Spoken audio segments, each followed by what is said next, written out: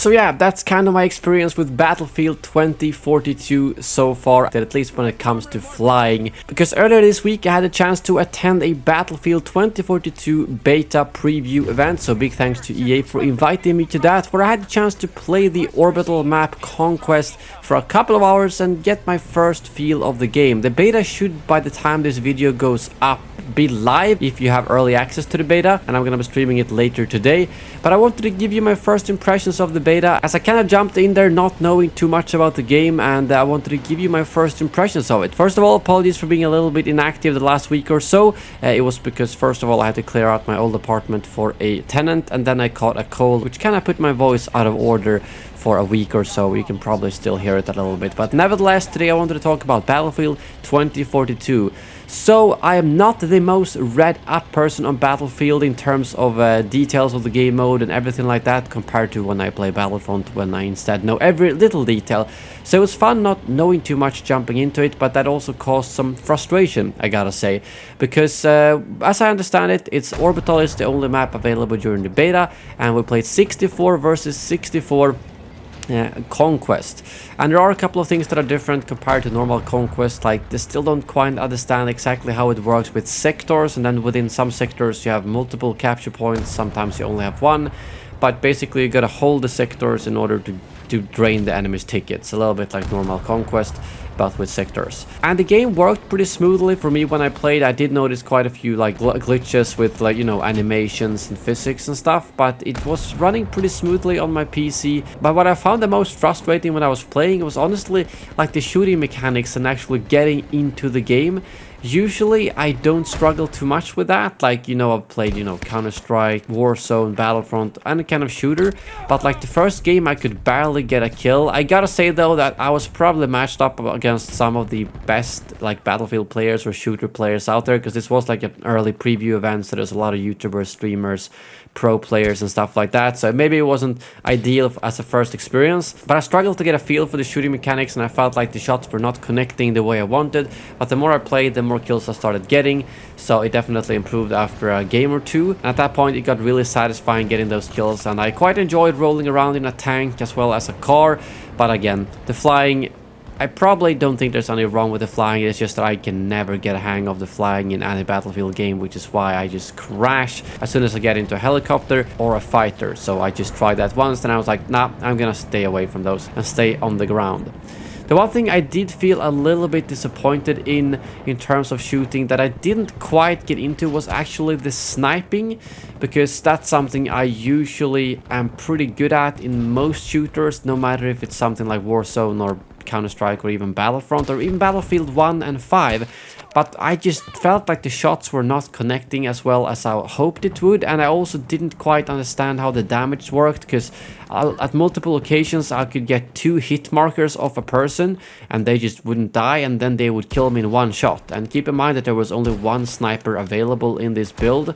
A lot of times I just didn't understand why they wouldn't die, but I died like instantly pretty much every single time. So yeah, that was something I did end up getting a bit frustrated with. Probably also something you gotta get used to playing the game more, but I had way more success with like the LMGs, SMGs, and definitely the assault rifles. And also, in case you didn't know, the game now focuses, instead of around classes, you have 4 specialists, or there's gonna be I think 10 at launch, but 4 in the beta.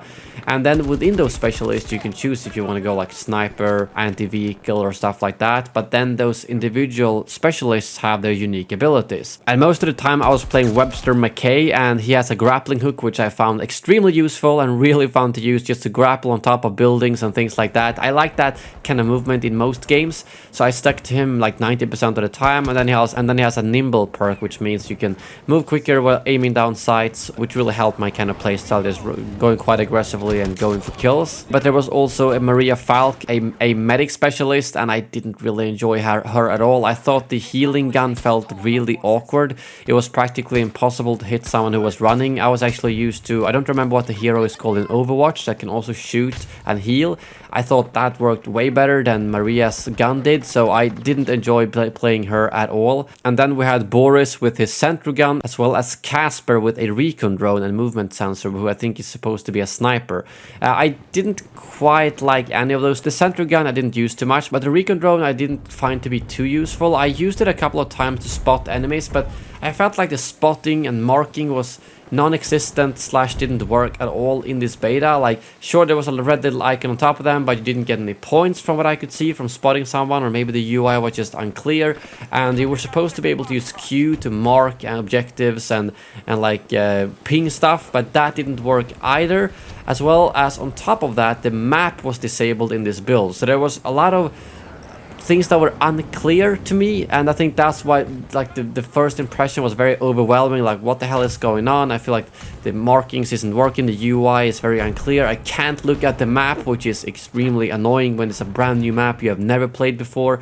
So there was a lot of those things that I found the most frustrating, the things that I expected to work a certain way but that didn't work, or at least I didn't understand how they worked slash they were made unavailable. So out of these 4 specialists, I thought McKay was by far the most fun one for me. Very easy to use grappling hook and then being able to move a bit faster. That fits perfectly for me. I don't need any more advanced gadgets. And then I mostly use the frag grenade, and as my special equipment I tended to use the like rocket launcher, there's one for anti-air, but that one seemed pointless. I think at some point I fired off maybe 10 rockets against a chopper and none of them hit, so I was like, this is pointless. So I used the free fire one instead, which I did use to hit a couple of tanks. I didn't manage to kill them because I think you need like multiple people to shoot them even if you hit 3 rockets, but at least I felt like that one was useful, and I also got some kills against the infantry with the rocket launcher as well, so that was quite helpful. And I also want to add in here that the plus system, which is basically like the attachment system that you can change on the go while you're in the actual match and you're alive, is something I really enjoyed. I thought it was great being able to switch out your scope and attachments depending on what situation you're in. That's always frustrating in most games where you have your set loadout and then you end up in a situation where it doesn't work. So realistically, I don't see why you wouldn't be able to change your scope mid-game. So big props to that system. I haven't seen that in any other game I've played, so I thought that was a great addition to the game. But overall, my impressions is that obviously it's not like Battlefront. It's a Battlefield game. It's a bit harder, more complicated, and I did struggle quite a bit. And like I said, it's like probably 50% the game being unclear slash bugged slash don't work like intended, and 50% me not knowing every little mechanic, because some things I did figure out the more I played. But I definitely thought that there was some stuff that was really annoying, with like maps not working, no clear marking or communication system that actually worked for me, spotting not being very clear and things like that, as well as, again, I did struggle a little bit with the sniper. But when I focused just on the basics, going with an assault rifle, using McKay, going in there, just focusing on one-to-one gun battles and frag grenades, that worked out pretty well. As well as, of course, I had quite fun in the tank as well. But overall, I feel like I definitely need more time with the game to get a good feel for it, and I will get that now during the beta. I'm gonna try to squeeze in as many streams as I possibly can during this beta, and hopefully squad up with a couple of you guys as well. But I think that's all I had for my first impressions video of Battlefield 2042. I'm excited to get more into it. That's the feeling I left the PlayStation with. At first game, really frustrated. After those 3 or 4 games, I felt like I want to play this more. I feel like I'm getting a hang of this. I want to see more what this game has to offer. So I'm definitely excited to jump more into the beta. But that brings this video to an end. Thank you very much for watching, and as always, may the Force be with you.